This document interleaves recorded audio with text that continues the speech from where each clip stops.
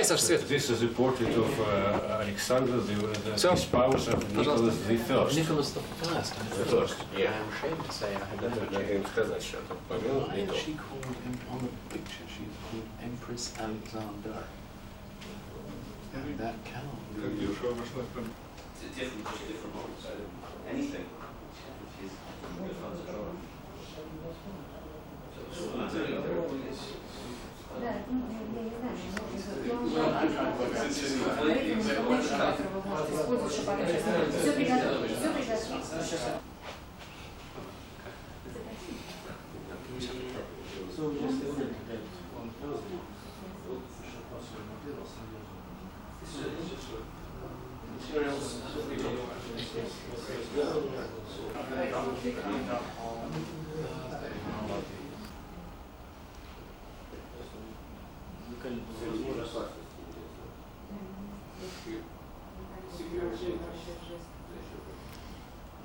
Very rare to be allowed.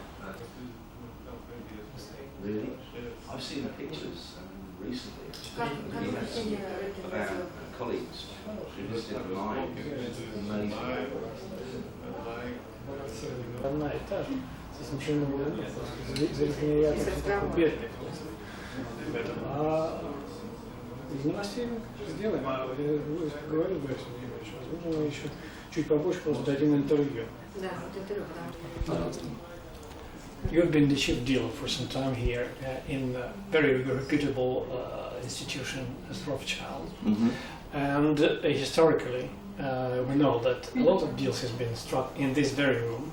What would you say about the history of these deals and how they are related to Russia? Well, this room that we're standing in today is the gold fixing room.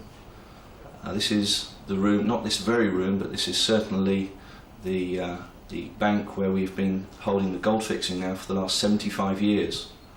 And over those 75 years we've had 2 gold fixings a day, at which significant quantities of physical gold exchange hands. Effectively what we do here is try and match off demand and supply of physical gold, and this then has to be delivered 2 days later to the buyer or to the seller. As far as the Russian involvement with this room, of course Russia has played a major role over the years. The Russian central bank obviously is a major holder of gold, and the former Soviet Union, now Russia, is also a major producer of gold. So the fact that the gold fixing provides a benchmark price from which all producers and central banks can look and value their gold means that the Russian involvement with this room is very strong. They need to look at the gold fixing to establish how much their gold is worth. They can sell or indeed buy gold freely in this fixing, and indeed over the years they have made very good use of that. Yes, and as far as I understand, some of the bullions are deposited with the Bank of England, Russian gold. Is it true? I must admit, I don't know. I don't work for the Bank of England. No. But your job here, you're quite secretive, and the people often say that not a lot of people know your faces. So, is that so? I don't think we're really secretive, and I think probably a number of people know our faces, but we don't talk openly to anybody about our clients or indeed the sort of business that they are transacting. We maintain complete client confidentiality, which means that we can do deals which a number of other banks worldwide probably can't. Now, probably on the relationship which you've managed to establish with the Russian partners. I know that your bank is a very beautiful bank and very, very careful bank. And you visualize everybody, strictly screening very carefully all the future clients. What actually made you to choose this bank, National Rусский Bank? Well, the Russian National Bank chose us. Mr. Stepanov, who's with us today, came to see us just over a year ago with a very interesting proposal.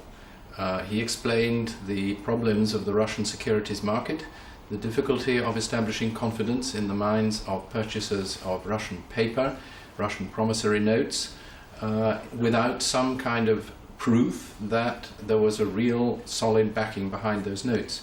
And he suggested that the Russian National Bank should issue a note which was backed by gold, and that gold was held by the Rothschild Trust Corporation in London, and the Rothschild Trust Corporation would use NM Rothschild & Sons Limited to buy the gold.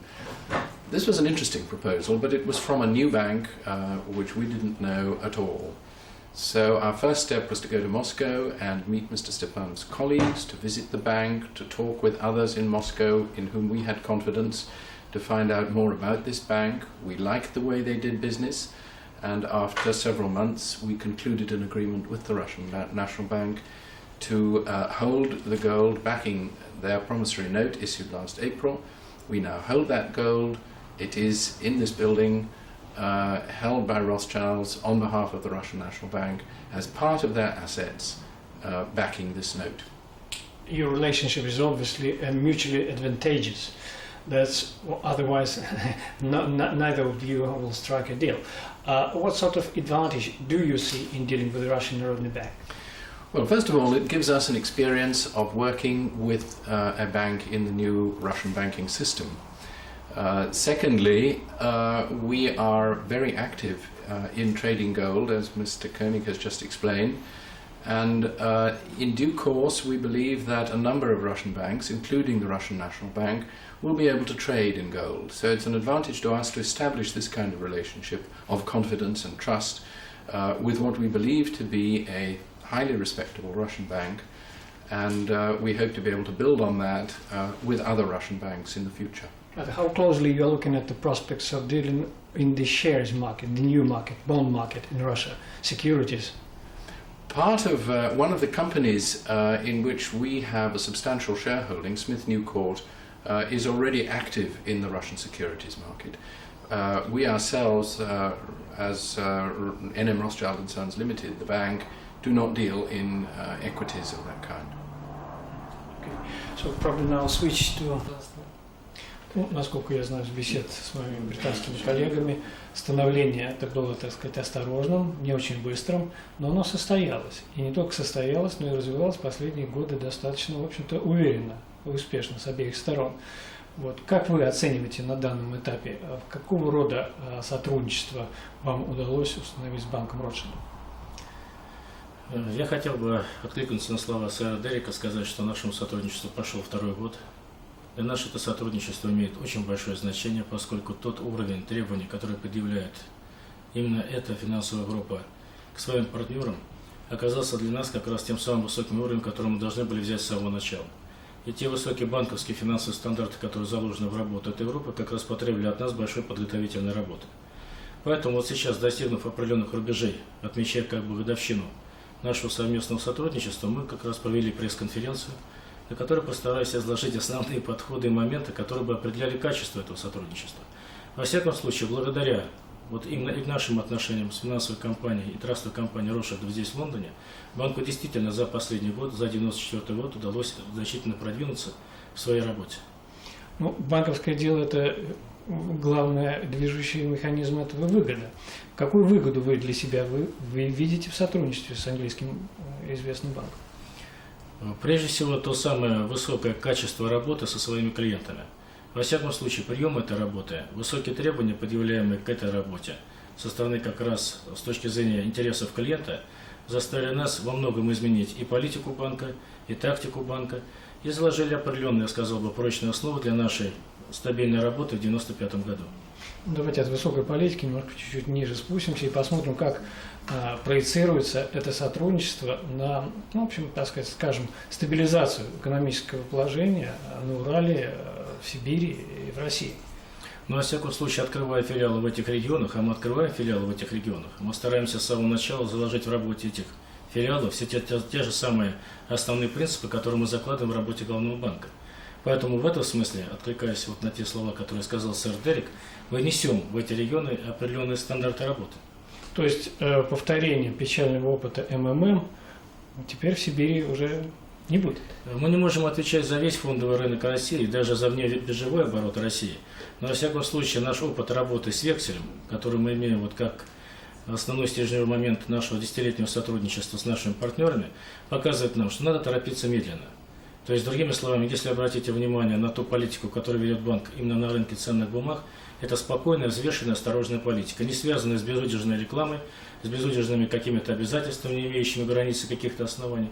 На самом деле это спокойная, осторожная политика балансирования или определенного баланса наших обязательств и наших активных операций.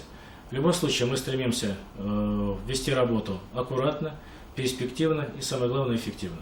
Но следующий шаг по пути партнерства будет сделан здесь, в Лондоне, или он будет сделан в России? И какой, возможно, будет этот шаг? Я думаю, что скорее следующий шаг будет сделан в России, хотя мы не исключаем расширение границ нашего совместного сотрудничества и за пределами России. Этот шаг, скорее всего, будет в области драгоценных металлов и конкретно золота, и, скорее всего, он может быть, будет связан с рынком ценных бумаг. Спасибо. Yes, and see these guys out. Yes, yes. If you want to. Thank you. Good to see you again. Bye bye. Bye-bye. Get those books, see? Yes, I will. You want to have them first thing in the morning? Thank you. Interesting things here. That's very. Yes. I'm afraid you're not allowing us to film it. I'm sorry. Yes, this is it. In fact, I think there were quite a number of bills. People said it was a very cheap law. In terms of money? Yes, but I believe there was one of these every month. So Yeah, in terms of sacrifices. Yes. Texas. With my husband actually on it. Has nothing to do with my work at all. I go down and put television on breakfast and said, and the price of gold was fixed today at whatever. And I thought, I know where that happens. It's quite exciting when you're in the middle of Texas, you know, miles from one's workplace. ORT. ORT. It's new. RTR. Yes. And there's RIA.